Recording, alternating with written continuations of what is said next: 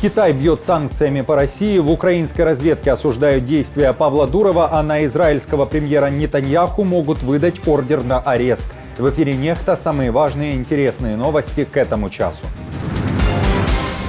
ВСУ ударили по местам дислокации российских войск. Цели поражены. При этом стремительное наступление кремлевской армии все еще возможно. Захватом Часов Яра оккупанты попытаются решить для себя задачи дальнейшего продвижения вглубь украинских территорий. Дуров блокирует украинские телеграм-боты, благодаря которым собиралась информация о расположении российских войск. Это произошло вопреки правилам и публичным заявлениям, которые руководство Telegram публично декларировало. Лукашенко решил сделать из белорусских охотников и рыбаков снайперов. Успешна ли идея нелегитимного? На сегодняшний день создана и создается система задействования таких специалистов. Всем привет, друзья! Для того, чтобы правда доходила до еще большего количества людей, крайне важна активность и интерес каждого из вас. Лайки, комментарии, подписки и репосты помогают нашим видео оставаться в тренде, а вы и сотни тысяч других пользователей всегда в курсе актуальных и важных событий. Именно о них сейчас и расскажем. Кроме того, не забывайте о кнопке «Супер спасибо» под нашим роликом. Начинаем.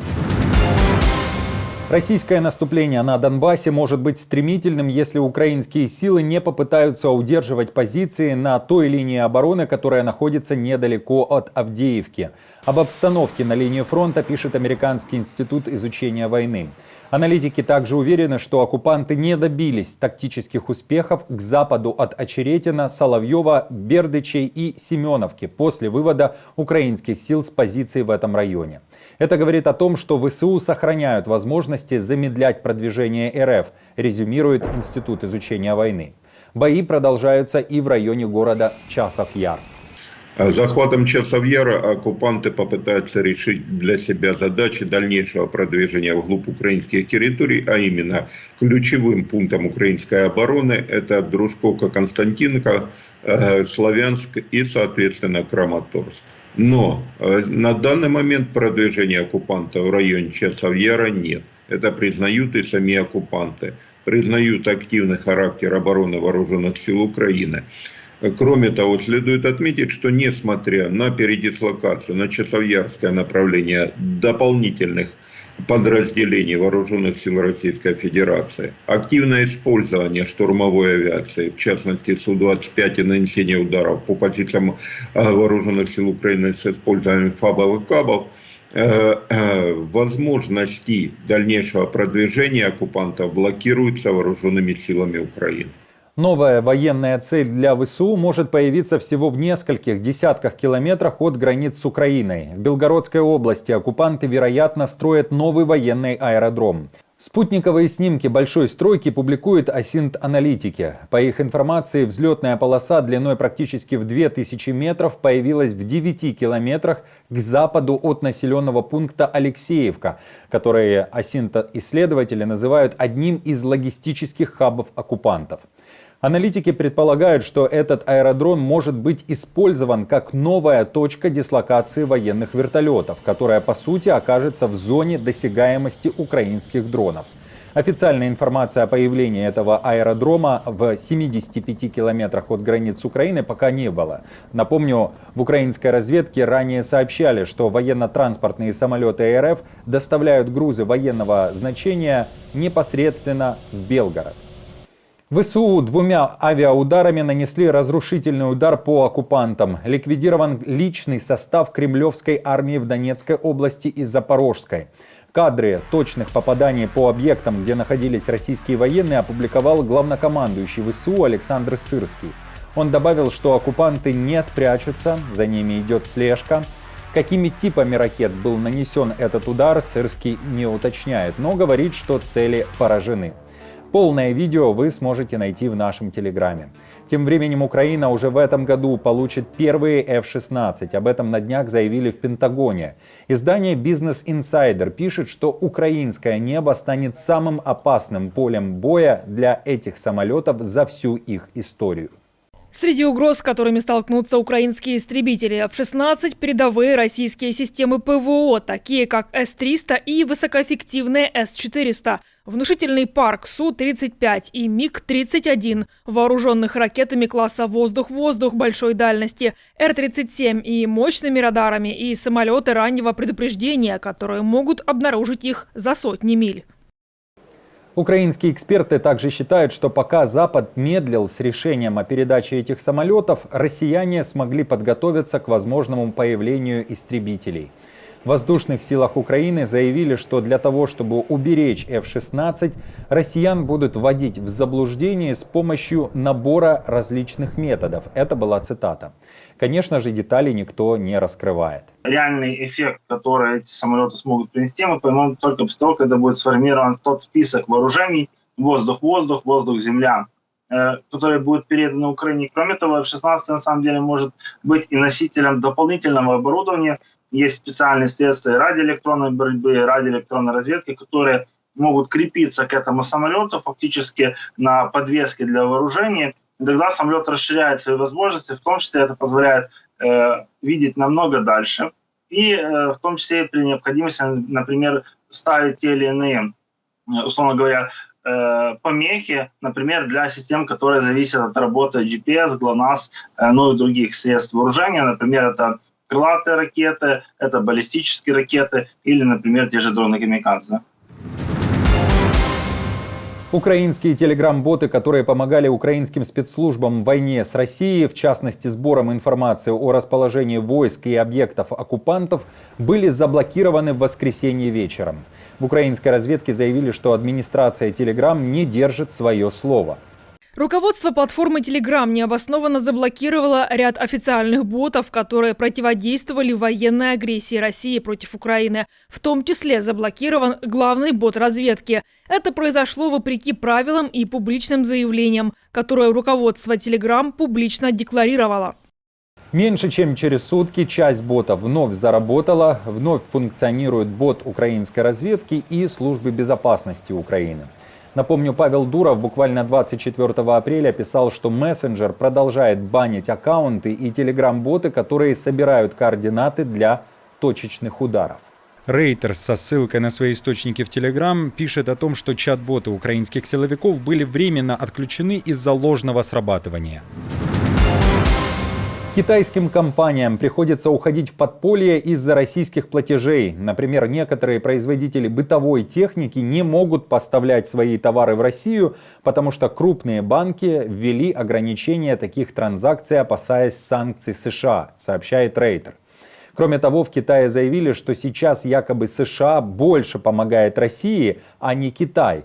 Мол, Пекин давно ограничил экспорт товаров, которые бы помогали российскому ВПК, заявляет МИД КНР. Китай не является инициатором или стороной украинского кризиса. Мы привержены продвижению мирных переговоров. Китай не предоставляет оружие сторонам в конфликтах и строго контролирует экспорт товаров двойного назначения, включая беспилотники гражданского назначения. Однако есть статистика, которая показывает, что более 60% российского импорта компонентов для оружия и изделий двойного назначения поступает из США и других западных стран. Напомню, что генсек НАТО Столтенберг заявил, что сейчас Китай пытается усидеть на двух стульях. Хочет хороших отношений с Западом, при этом помогает Москве высокими технологиями, такими как полупроводники и другими товарами двойного назначения. Спецоперация за спецоперацией в России. В Карачаево-Черкесии уже во второй раз за последние 7 дней были расстреляны сотрудники МВД. Российские СМИ пишут о том, что 5 неизвестных расстреляли 2 сотрудников ДПС. Еще 4 получили ранения. По информации телеграм-канала ШОТ, нападающие кинули еще и взрывное устройство в сторону силовиков. В ответ был открыт огонь. На одном из преступников якобы сработало самодельное взрывное устройство. Уже к утру понедельника российский следком отчитался, что все 5 нападавших ликвидированы. И по информации пропагандистов, это те же люди, которые устроили стрельбу в Карачаевске неделю назад. Тогда тоже были убиты 2 сотрудника МВД. О мотивах ни слова, при этом нападающих российские Z-пропагандисты окрестили террористами, которые действуют в России благодаря западным траншам. Все как всегда. Международный уголовный суд, который выдал ордер на арест Путина, теперь может выдать такой же ордер на арест премьера Израиля Биньямина Нетаньяху и других высокопоставленных чиновников по обвинению в конфликте с Хамас. И, кроме того, подозреваемыми МУС могут стать и лидеры Хамас.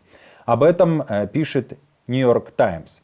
Источники издания сообщают, что израильские официальные лица обеспокоены потенциальными последствиями, но пока не знают, на какой стадии находится процесс.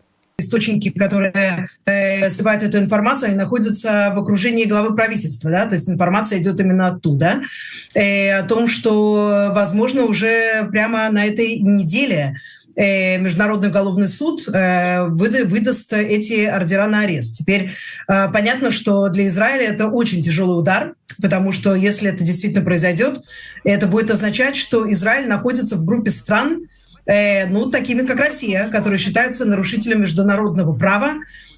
И это все добавится и к другим разбирательствам, которые ведутся сейчас против Израиля. Как мы знаем, южноафриканский иск и так далее. Причем понятно, что, в общем-то, до сих пор все эти прецеденты, да, то есть они касались недемократических государств. Судя по всему, у уголовного суда есть своя логика, есть свои альтернативные факты.